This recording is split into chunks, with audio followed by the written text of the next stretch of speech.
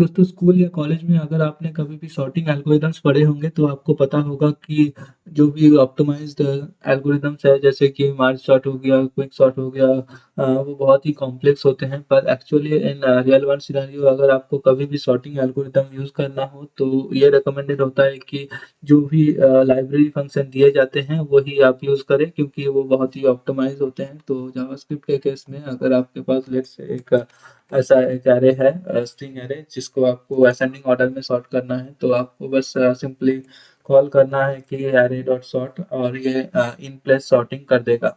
और इसको हम एक बार रन कर लेंगे।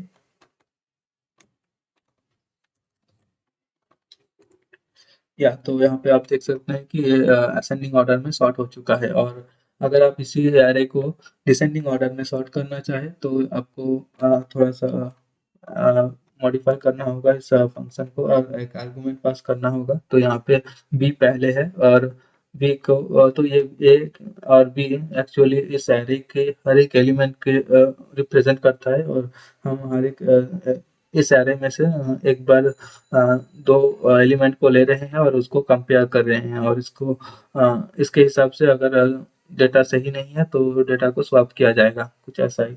तो यहाँ पे हम एक इसको रन करेंगे और यह डिसेंडिंग ऑर्डर में सॉर्ट हो चुका है।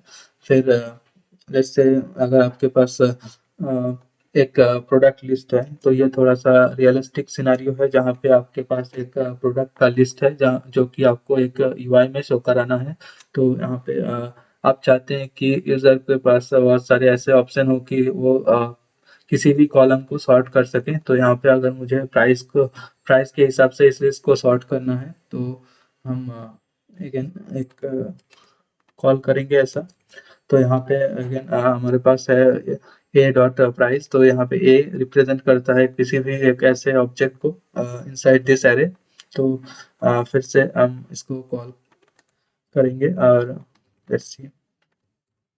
तो आप यहाँ पे देख सकते हैं कि जो भी प्राइस सबसे सस्ता है वो सबसे ऊपर आ चुका है लिस्ट में। और फिर लेट्स से अगर आपको नेम के हिसाब से इसको सॉर्ट करना हो तो अगेन हमें जो अपना एरो फंक्शन है उसको थोड़ा सा मॉडिफाई करना होगा।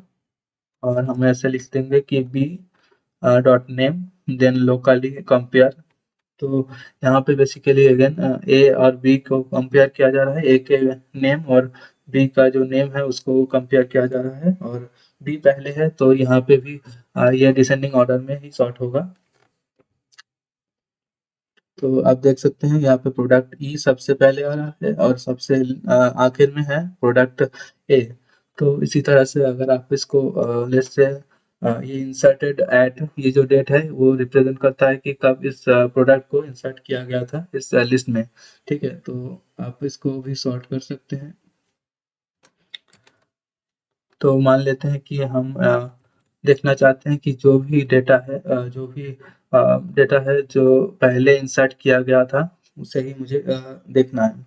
तो इसके लिए हम बस इसको रन कर देंगे। आप देख सकते हैं कि यहाँ पे 1 जनवरी को जो डेटा था वो पहले इंसर्ट किया गया था। और यहाँ पे आखिर में हमारे पास है 2 फरवरी के 15th डेट में जो भी डेटा इंसर्ट किया गया था वो सबसे लास्ट में है। तो ये असेंडिंग ऑर्डर में सॉर्ट हो चुका है। तो ये था array sort in JavaScript. Thank you for watching.